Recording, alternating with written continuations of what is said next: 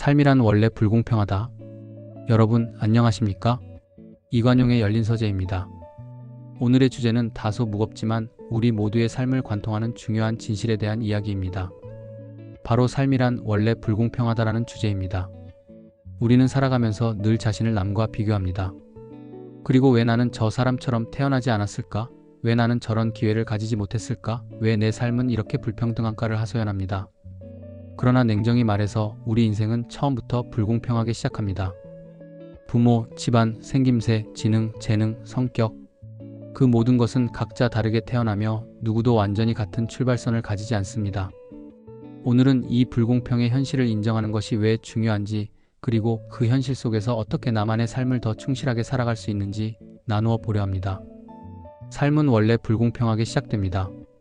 우리는 태어나는 순간부터 이미 다른 조건들을 가지고 있습니다.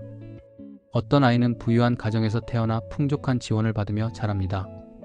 또 다른 아이는 가난한 집에서 태어나 어려운 환경 속에서 스스로 길을 개척해야 합니다. 누구는 뛰어난 지능을 가지고 태어나고 누구는 건강한 체력을 타고납니다. 누구는 아름다운 미모를 가졌지만 누구는 평범한 외모를 가집니다. 이렇듯 삶은 출발선부터 불평등합니다. 이 현실을 부정한다고 해서 달라지는 것은 없습니다. 오히려 부정할수록 더 큰 불행이 찾아옵니다. 불평등을 원망하다 보면 정작 자신이 가진 것들을 소홀히 하게 되고 스스로의 가능성을 갉아먹습니다. 비교는 불행의 씨앗입니다.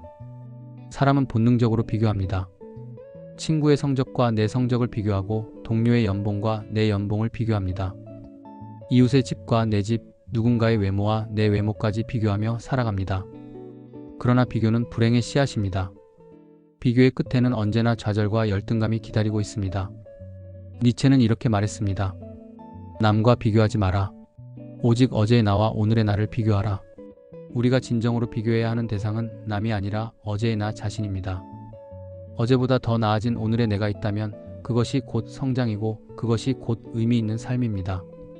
불공평을 인정하는 용기가 필요합니다. 삶이 불공평하다는 사실을 인정하는 것은 용기입니다. 많은 사람들은 이 불공평을 인정하지 않고 사회나 부모나 운명을 탓합니다. 그러나 탓한다고 해서 세상이 바뀌지는 않습니다. 오히려 중요한 것은 그 불공평한 조건 속에서도 내가 무엇을 할 수 있는가를 찾는 것입니다. 예를 들어 공부에 재능이 없는 사람은 다른 재능을 찾아야 합니다. 음악일 수도 있고 요리일 수도 있고 사람들과 관계를 맺는 능력일 수도 있습니다. 키가 작다고 좌절할 필요는 없습니다. 농구 선수는 힘들지 몰라도 훌륭한 경영자나 예술가는 될 수 있습니다. 불공평은 삶의 결핍이 아니라 삶의 다양성을 만드는 요소입니다. 나의 것을 최대한 활용하는 삶을 살아야 합니다. 우리에게 중요한 것은 없는 것을 바라보는 것이 아니라 있는 것을 활용하는 것입니다. 남들이 가진 것에 집착하기보다는 내가 가진 장점을 극대화하는 것이 지혜입니다.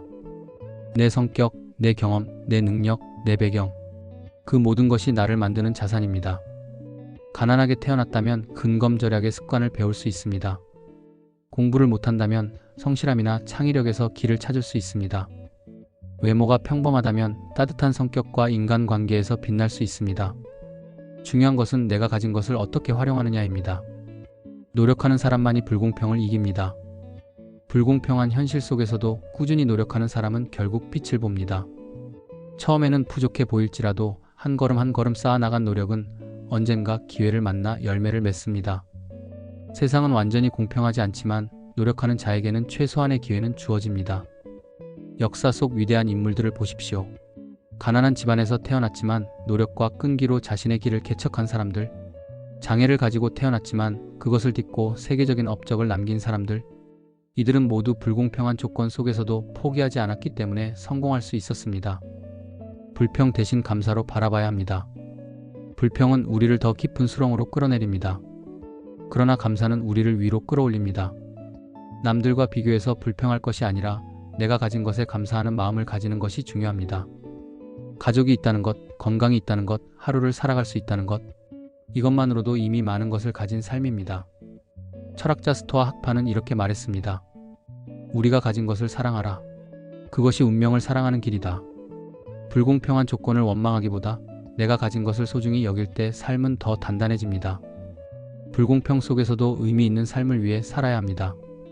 삶은 결코 공평하지 않습니다. 그러나 불공평 속에서도 우리는 의미 있는 삶을 만들 수 있습니다. 중요한 것은 불공평을 인정하고 불평 대신 노력하며 감사하며 살아가는 것입니다.